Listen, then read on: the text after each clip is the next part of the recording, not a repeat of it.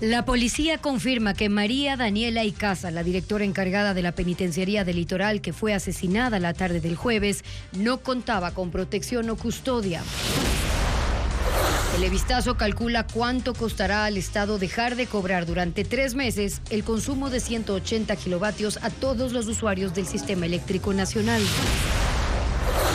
Los bomberos siguen luchando contra el incendio forestal en Sicchos, Cotopaxi, que está a 1 kilómetro de una zona residencial y pone en riesgo 80 viviendas. El correísmo prepara el camino para el juicio político en contra de la ministra Mónica Palencia y con ese objetivo archivó el proceso de censura en contra de un exfuncionario de Guillermo Lazo. El presidente Noboa vetó parte de la ley de armas y municiones y pide mejorar el texto sobre el seguimiento de armas, municiones y explosivos. Los padres de niños con alto coeficiente intelectual también tienen problemas para encontrar centros educativos para sus hijos. Estados Unidos congeló las propiedades y cuentas de 16 funcionarios del régimen chavista como sanción por el fraude electoral que dio el triunfo a Nicolás Maduro sin que hasta ahora se muestren las actas de votación.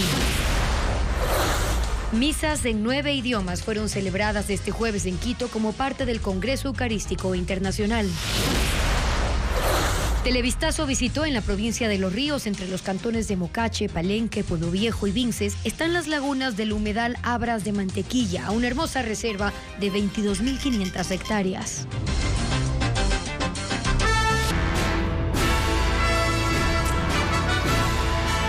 Amigos, ¿cómo están? Bienvenidos a las noticias aquí en Televistazo este viernes 13 de septiembre de 2024. Estefi.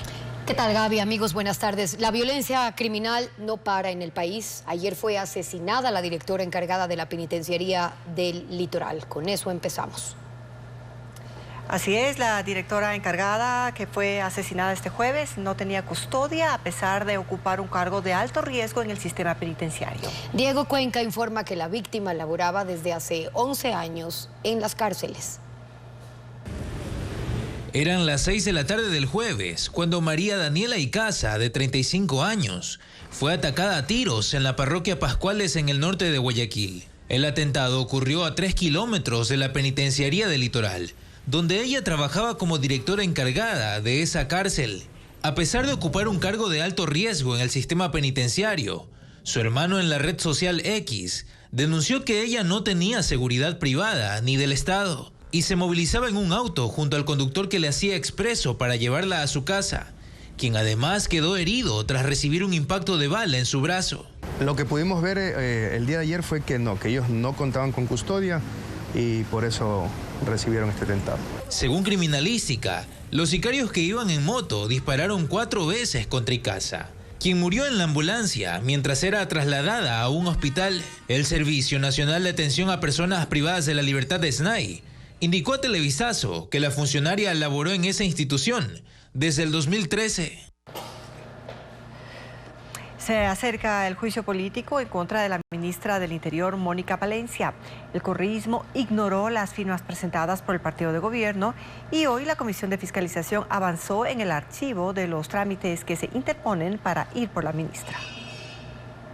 La Comisión de Fiscalización archivó la solicitud de juicio político en contra de Sebastián Corral, exsecretario de la Administración Pública del gobierno de Guillermo Lazo. La decisión se tomó esta mañana en una sesión virtual con 5 votos a favor, incluido el de la asambleísta Cristina Chávez, alterna del oficialista César Umajinga. Si la proponente ya retira justamente el juicio político, mi voto es a favor.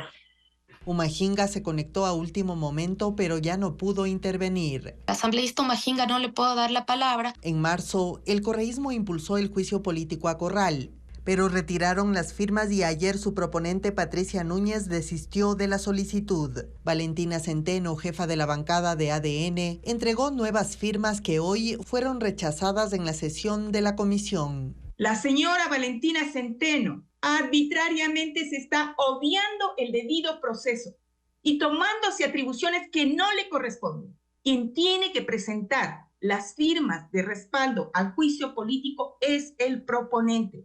Con esta decisión se acerca el juicio político a la ministra del Interior, Mónica Palencia, pues también se retiró la solicitud para enjuiciar a la exsecretaria de Educación Superior, Andrea Montalvo. Solo quedaría pendiente el trámite del exministro de Economía, Pablo Arosemena, antes de ir por la ministra Palencia. El presidente Daniel Noboa vetó parcialmente el proyecto de ley de armas, municiones, explosivos y materiales relacionados. Desde este viernes, la Asamblea tiene 30 días para insistir en el proyecto o allanarse a las objeciones del Ejecutivo. Paul Romero con el informe. El presidente Daniel Noboa vetó parcialmente el proyecto de ley de armas, municiones, explosivos y materiales relacionados, aprobado por la Asamblea el pasado 13 de agosto con 79 votos. En el documento de 42 páginas remitido al presidente Henry Kronfle, el mandatario objeta 25 artículos y 3 disposiciones transitorias, porque a su juicio el proyecto requiere precisiones y cambios. Propone implementar un sistema de trazabilidad de las armas, municiones, explosivos, bajo supervisión del Comando Conjunto de las Fuerzas Armadas para un mejor control del ciclo de fabricación, importación, distribución, permisos de todo tipo de armamento. Deberán contar con una marca de identificación del fabricante de las armas de fuego, municiones tanto letales como menos letales, número de lote, calibre, debidamente registrados en el sistema informático del Comando Conjunto para rastrear la trazabilidad. En otro artículo, el presidente incorpora al Cuerpo de Seguridad y Vigilancia Penitenciaria, junto a la Policía y Fuerzas Armadas, como institución a la que el Estado tiene la obligación de entregar armas de dotación para el cumplimiento de sus tareas. Esto, según Noboa, está en concordancia con el Código Orgánico de Entidades de Seguridad Ciudadana y Orden Público y la Ley Orgánica del Uso Legítimo de la Fuerza, que regulan el monopolio del uso de las armas. Sobre el requisito para el porte y tenencia de armas de fuego de personas civiles, Noboa aclara en el veto la prohibición para personas condenadas con sentencia ejecutoriada y la tenencia en los centros educativos. Desde este viernes, la Asamblea tiene 30 días para insistir en el proyecto de ley original con 92 votos o allanarse a las objeciones presidenciales. Si no da trámite al veto parcial, los cambios realizados por el Ejecutivo entrarán en vigencia por el Ministerio de la Ley. Un exprefecto de Imbabura fue sentenciado por pagar seguridad para su domicilio con recursos de la institución, como informa Fabiola Santana. El exprefecto de Imbabura, Diego García, fue sentenciado a 1 año de cárcel por el delito de peculado. El fiscal provincial de Pichincha, Hernán Flores, lo acusó de contratar a 6 personas bajo dependencia de la prefectura y ordenarles prestar servicios de seguridad en su domicilio. Esto ocasionó un perjuicio de $182.600 a la institución entre 2009 y 2014. Los auditores de la Contraloría y los guardias de seguridad también testificaron en la audiencia de juicio. De esta manera, la justicia sienta un precedente para la autoridad que utilice fondos públicos para servicios privados. La Policía Nacional brinda el servicio de seguridad según el análisis de riesgo de la autoridad. Estados Unidos sanciona a autoridades electorales y judiciales de Venezuela por el fraude cometido con las elecciones presidenciales. Las penalidades impuestas contra 16 funcionarios chavistas se toman para presionar al régimen de Nicolás Maduro. Estados Unidos redobla la presión contra el círculo de Nicolás Maduro. El anuncio lo hizo la vocera de la Casa Blanca, que explicó que las sanciones del Departamento del Tesoro se dan ante el fraude electoral cometido por el régimen chavista en las elecciones del 28 de julio, así como por la represión contra quienes protestaron en las calles. Las penalidades afectan a Nicolás Maduro y al fiscal Tarek William Saab, a 16 funcionarios del Consejo Electoral y jueces del Tribunal Supremo de Venezuela, pero también contra más de 140 individuos, entre los que hay cargos militares y de inteligencia. A todos les quedan bloqueadas propiedades y activos en territorio estadounidense y no podrán realizar transacciones financieras en ese país. Además, hay restricciones de visado contra 2.000 involucrados en actos de corrupción y abusos contra los derechos humanos. Conocida la decisión, el régimen de Maduro emitió un comunicado de rechazo a las medidas que califica de injustas e innecesarias y exigió a Estados Unidos no interferir en la política venezolana. 700 hectáreas de vegetación han sido consumidas por los incendios forestales en Cotopaxi. Sequía, la vida en jaque. Los incendios forestales se mantienen en el cantón Sichos, en la provincia de Cotopaxi. Las llamas amenazan con llegar a zonas pobladas y Patricio Viera lo amplía. Los incendios forestales siguen azotando Sichos en Cotopaxi. Las llamas se expanden con intensidad por los cerros, Las Rosas, Las Parcelas y Yuncusic, siendo este último el más crítico. El fuego está a solo 1 kilómetro de Quinticusic, zona residencial de unas 80 viviendas. Estaríamos hablando de unas 320, 340 personas que existen en este sector de Quinticusic. Por lo tanto, esto nos preocupa a nosotros. 60 bomberos de La Tacunga, La Maná, Santo Domingo y Quevedo se han unido a los 20 brigadistas de Sichos para combatir el fuego que arrasa con pajonales, arrayanes, mortiños y arbustos. También colaboran 40 militares y 40 comuneros. Sin embargo, el terreno dificulta el ingreso a la cima del cerro. Es una pendiente de más o menos unos 45-50 grados, lo que dificulta pues que las personas transiten y puedan laborar en el flagelo. Además, la velocidad del viento alcanza los 80 kilómetros por hora, lo que ha impedido la participación de un helicóptero Bambi Bucket. Por ahora, este permanece en el ingreso de la ciudad. Hasta el momento se han consumido 700 hectáreas de vegetación. 6 hectáreas de bosque y casas parcialmente afectadas por las llamas dejó el incendio del Panecillo en el centro de Quito. La persona señalada de iniciar el flagelo permanecerá en prisión preventiva mientras se desarrollan las investigaciones. Diego Puente con el informe. En las faldas del Panecillo, en el centro de Quito, se consumieron 6 hectáreas de vegetación por el incendio del jueves, según las primeras estimaciones de los bomberos. El piso sigue caliente y humeante. 16 bomberos enfrían el terreno y controlan algunas llamas para evitar que el fuerte viento reactive el incendio. Lo que estamos realizando en estos momentos es control de unos focos secundarios, dejando enfriando bien el lugar e inundando para evitar los posibles reinicios en el lugar. Las colinas están cubiertas de un manto negro y gris. Esta ceniza se levanta con los vientos y provoca que los habitantes tosan. Hay riesgo de caída de ramas, por lo que está impedido el paso por estos senderos.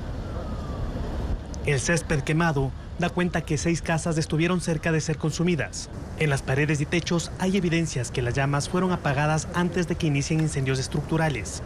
Según Domena, tiene dificultades para caminar, pero se da modo para recoger las cenizas del incendio. Mira la chilca quemada al lado de su casa que amenazó con consumirla.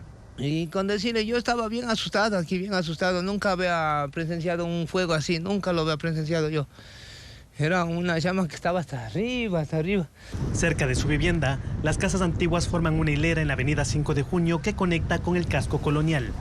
El Panecillo es la frontera sur con el centro histórico de Quito. En sus faldas hay casas de cemento, pero también de adobe y madera, fácilmente consumibles en un incendio. Para reducir los riesgos de viviendas junto a los bosques, los bomberos recomendaron limpiar la maleza en el perímetro para que actúe como un cortafuegos. Por este incendio que afectó a un bosque y puso en peligro a las personas, hay un detenido. El municipio informó este viernes que un juez acogió el pedido de prisión preventiva mientras duran las investigaciones. En Napo, la sequía deja a 10.000 habitantes de 150 comunidades rurales sin agua. Algunos afluentes lucen secos y agrietados. Elizabeth Quesada lo informa. En Tena, los afluentes que abastecían a 150 comunidades rurales de 3 parroquias han reducido sus caudales drásticamente. El río Cristal parece un camino pedregoso lleno de palizada, mientras que el Rarayacu ha disminuido su caudal en un 80%. Estas eran las principales fuentes de agua para 4.000 habitantes de Aguano, una parroquia sin red de agua potable que depende de pozos conectados a estos ríos. En el sector San Pedro de Arajuno, sus 200 comuneros buscan nuevas vertientes, llevando botellones y baldes para recoger agua y lavar ropa. El río Arajuno está a 300 metros de los hogares del centro poblado que tenemos aquí en la comunidad. De ese río nos hemos estado abasteciendo de agua últimamente porque no hay agua de lluvia por la sequía. Las parroquias Puerto Napo y Chontapunta viven una situación similar, con 77 comunidades afectadas por la disminución de los ríos Sindi y Umuyacu, que están empezando a secarse. Según el municipio de Tena, hay 10.000 habitantes de zonas rurales afectados por la sequía. Al momento, 4 tanqueros están entregando agua en estas áreas.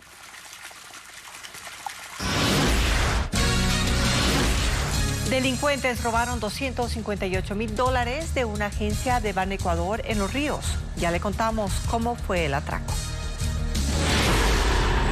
Tenemos que darle aparte para la gasolina a los gatilleros. Se descuartizan personas y las tiran al canal ahí y los animales se lo comen. No quieren denunciar por temor a sus familiares, a que les llegue a pasar algo. Durán, el espejo del país. Una serie especial de Televistazo. Desde este lunes 16 de septiembre a la 1 de la tarde y 7 de la noche por Ecuavisa.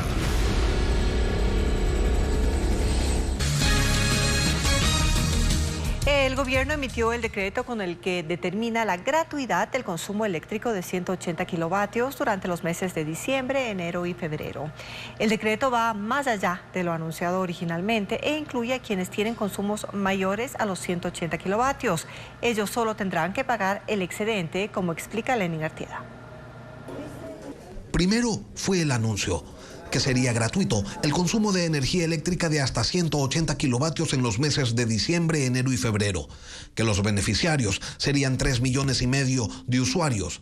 La noticia la dio el propio presidente de la República en un mensaje que había grabado antes de irse de gira a Canadá y Estados Unidos y que se emitió 48 horas después de un apagón que afectó a 11 provincias del país. Asumiremos este costo porque mereces un descanso. Luego, el ministro de Gobierno comentaba cuánto le costaría al país esta medida que coincide con los tiempos de la campaña electoral. El valor que anunció fue de $34 millones. El viceministro de Electricidad y Energía Renovable decía en una entrevista que había más, que se iba a sancionar con un 3% adicional sobre el valor de las planillas a quienes consumieran más de 180 kilovatios. Esto como una forma de incentivar el ahorro. Pero a las pocas horas, el gobierno emitía un comunicado diciendo que no se iba a implementar ningún mecanismo de penalidad o sanción, como lo había señalado su propio viceministro. Hasta que salió el decreto. Es el 384 y va más allá de lo originalmente anunciado. El documento dispone que se ejecuten las acciones pertinentes para que el Estado otorgue una compensación del valor equivalente a 180 kilovatios hora en la planilla de los usuarios residenciales del servicio de energía eléctrica en todo el país, durante los meses de diciembre, enero y febrero. El excedente del consumo será asumido por el usuario. Es decir, el beneficio ya no será solo para quienes consuman hasta 180 kilovatios, como se dijo originalmente, sino que a todos los consumidores residenciales se les regalará esa cantidad de energía eléctrica. El consumo adicional a ese valor es lo que se tendrá que pagar. Ahora, esta ampliación del beneficio, ¿cuánto le costará al país? El costo del consumo de 180 kilovatios genera una factura de $15.01, según la calculadora de facturación de CENEL. Esto es referencial, puesto que, a mayor consumo, el costo del kilovatio se incrementa. Los usuarios residenciales que consumen más de 180 kilovatios son 1,5 millones en el país. Una multiplicación simple nos da un valor de subsidio de al menos $22.515.000 mensuales. Como el regalo del gobierno es por 3 meses, serían al menos $67.545.000 el costo de esta medida, que coincide exacta con la campaña electoral. Si se suma esto a los 34 millones del cálculo original del régimen, resulta que la compensación le costaría al país $101 millones, pero ese valor podría incrementarse si es que los 34 millones a los que hizo referencia el ministro en primera instancia fueran el valor mensual y no total de la condonación a quienes consuman hasta 180 kilovatios en diciembre, enero y febrero. El presidente ruso Vladimir Putin amenaza con una guerra más amplia en Europa si los aliados de Ucrania permiten el uso de misiles de largo alcance contra su territorio. Advierte que en ese caso, Estados Unidos y los países de la OTAN entrarán en guerra con Rusia. Ucrania pide más apoyo en armas para la guerra, pero también que los aliados permitan el uso de sus misiles de largo alcance para atacar posiciones militares dentro de Rusia, debilitar las capacidades ofensivas y mantenerlos lejos de la frontera. Ucrania ha destruido ya objetivos dentro de Rusia con drones y otros medios, pero el uso de armas de precisión de largo alcance tiene, según Vladimir Putin, un riesgo mayor, el de una extensión del conflicto en territorio europeo. Si se toma esta decisión, significará la participación directa de Estados Unidos y los países europeos en la guerra en Ucrania.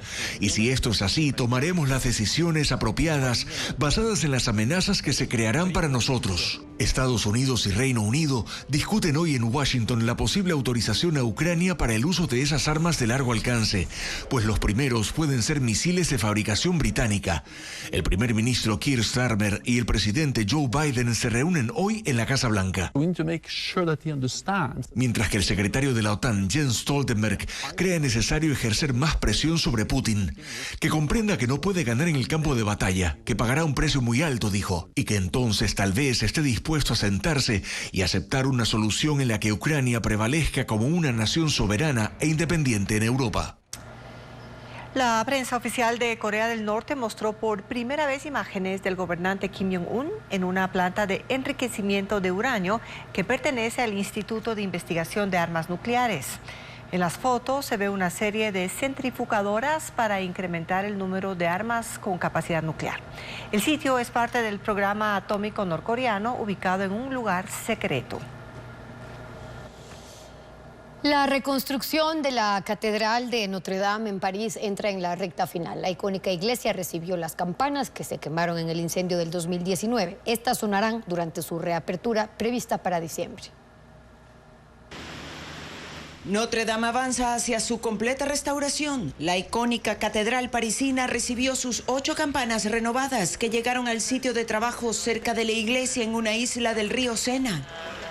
La más grande pesa 4 toneladas. Se llama Gabriel por el ángel que anunció a María que iba a ser madre de Jesús.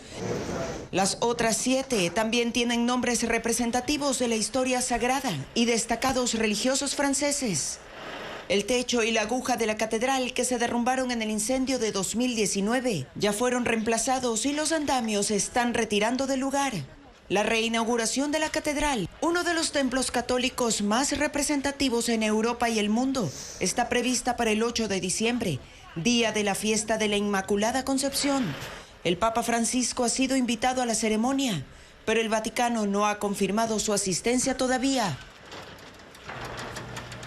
El gobierno de Suecia pagará hasta $35.000 a los migrantes que deseen regresar a sus países de origen.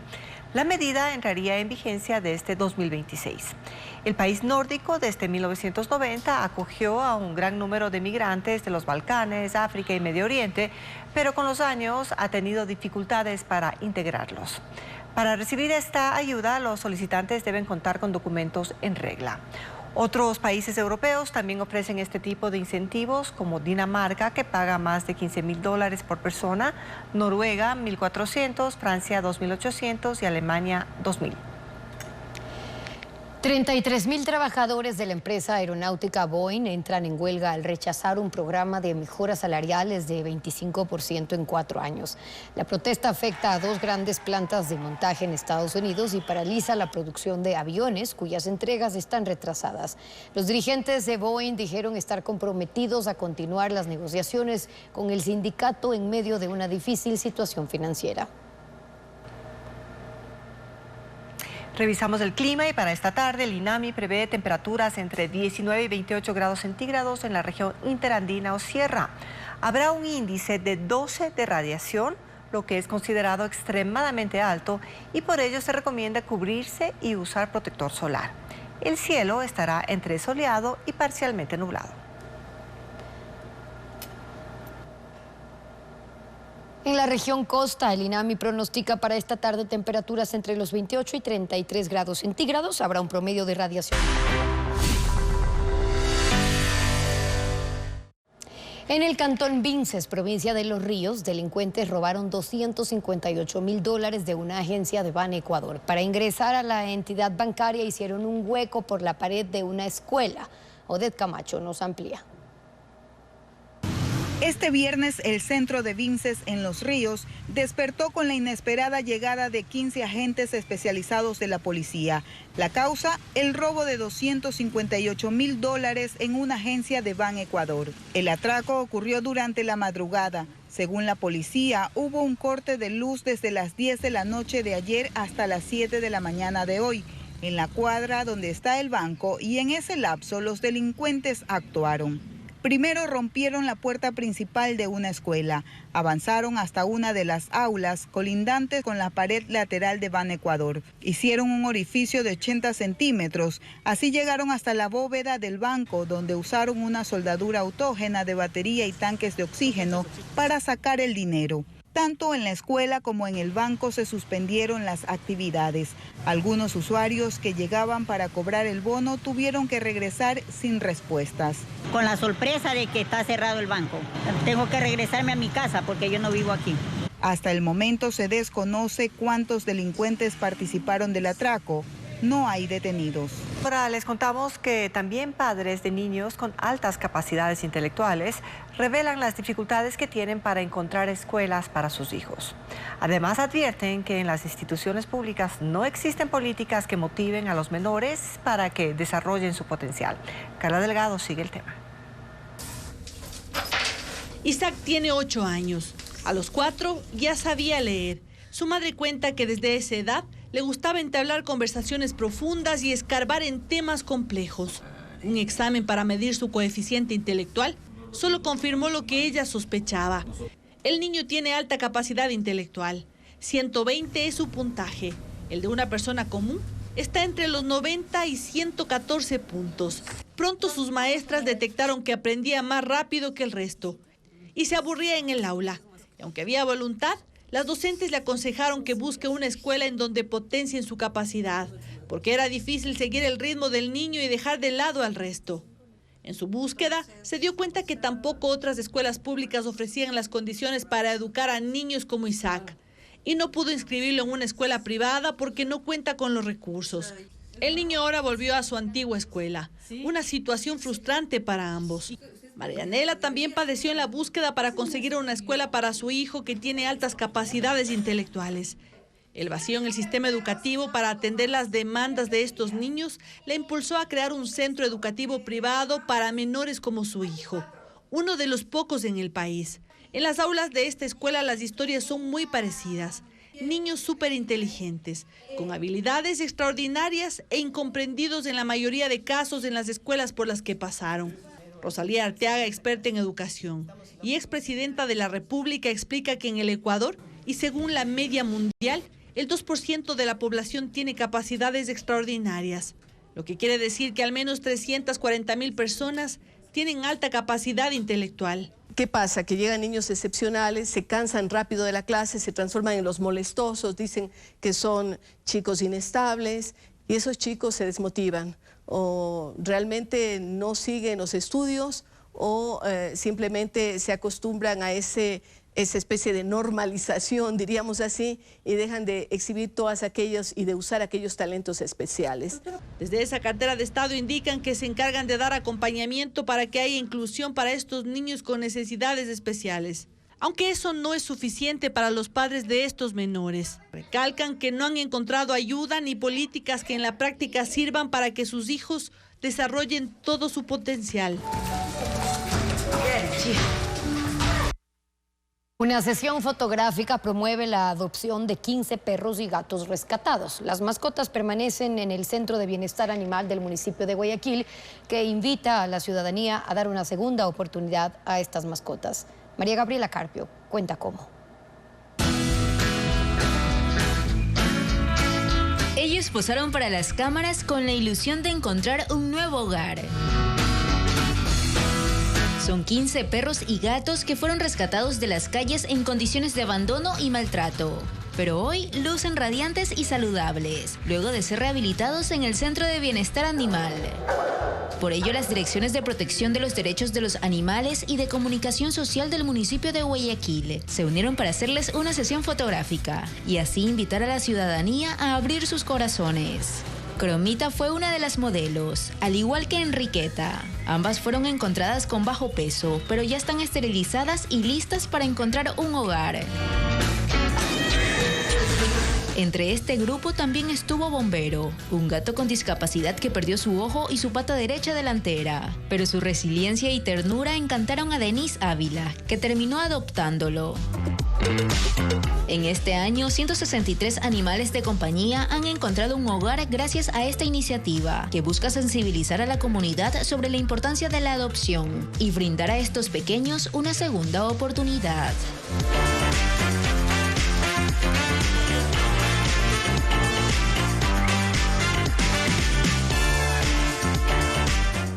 Las iglesias del Centro Histórico de Quito fueron sede de 17 misas en distintos idiomas.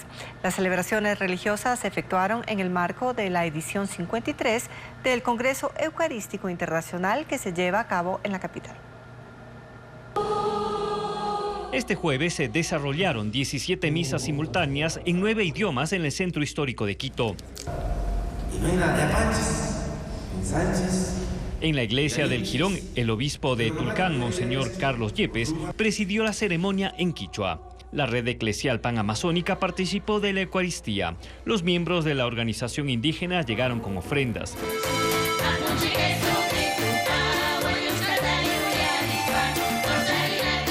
Danzaron y entonaron los cánticos en su idioma.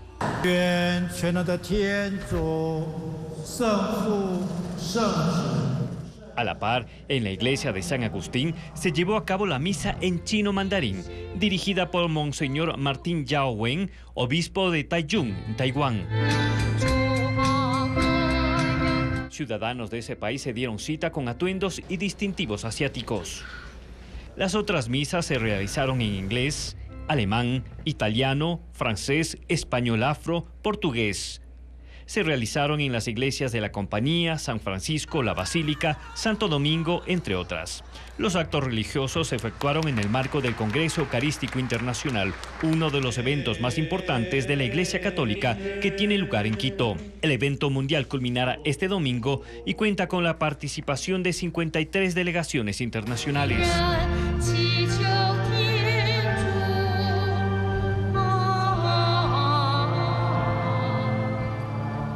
Y Ecuaterra llegó a Abras de Mantequilla, el cuarto humedal más importante del país, y sus lagunas están en 4 cantones de la provincia de Los Ríos. Es un paraíso donde habitan al menos 127 especies de aves y en especial las garzas. Su ecosistema se conjuga en un bosque seco tropical entre los que deambulan familias de monos aulladoras. Odette Camacho con las imágenes.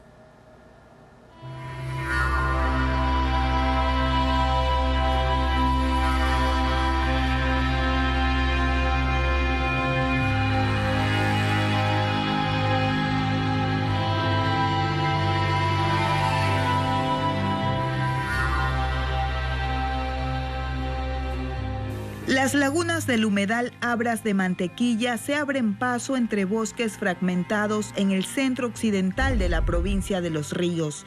Son 22.500 hectáreas que abarcan los cantones Mocache, Palenque, Pueblo Viejo y Vinces, y tiene 4 ríos homónimos. Las aves son una de sus riquezas. Las marías que surcan el cielo con su potente gorjeo, mientras las garzas, las más abundantes entre sus 127 especies, dominan los ramales. Hay otras que viven más cerca de los nativos, como el pájaro reloj y el negro tilingo. En época de invierno, el humedal llega a contener hasta 50 millones de metros cúbicos de agua. Y durante el verano, entre junio y noviembre, el nivel del agua baja. Se forman así numerosas islas. El paisaje se transforma en un lienzo donde el amarillo mantequilla de los campos de maíz contrasta con los espejos de agua. Eso ha inspirado el nombre del lugar. Hay aproximadamente 60 poblados en sus laderas. El Recuerdo, el Abanico e Isla Bonita trazan la ruta principal para recorrerlo. Hay árboles de 20 metros como el samán blanco. Sus vainas con propiedades antimicrobianas son empleadas para aliviar la tos, al igual que el nin, de hojas verdes alargadas y amargas. Aquí la laguna se extiende a lo largo de 2 kilómetros. Los helechos forman alfombras flotantes que reciben gallaretas coloradas o tambuleras, también alchuque. El sincronizado vuelo de los patos cuervo acompaña en el trayecto hasta El Recuerdo, donde empieza el bosque seco tropical con árboles de guachapelí, caracolí y bototillo.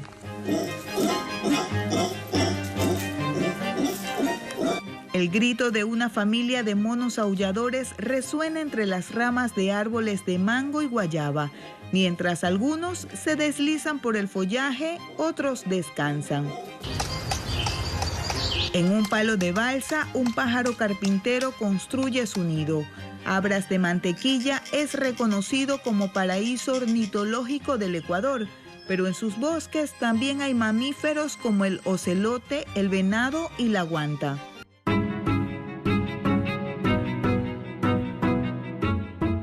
El tramo que une a los poblados El Recuerdo y El Abanico se transforma en un brazo del humedal, donde los lechuguines cubren la superficie, creando la ilusión de un lecho seco que se entrelaza en una esquina con árboles de guanábana y guayaba, visitados por monos aulladores.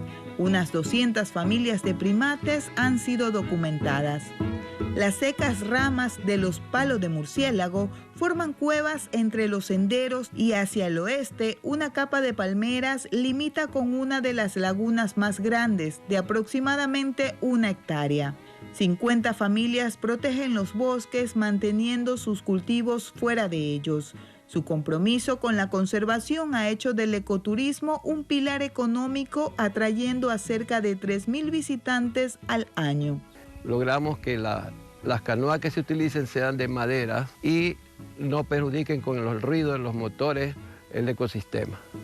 Recorrer el humedal toma unas 5 horas. La vía Vinces-Mocache conecta con un camino lastrado de 800 metros, flanqueando por árboles de ciruelo y membrillo que abren paso a sus lagunas. Abras de Mantequilla es el 4º humedal más importante del país. En 2001 fue declarado territorio Ramsar, es decir, de conservación prioritaria en el mundo.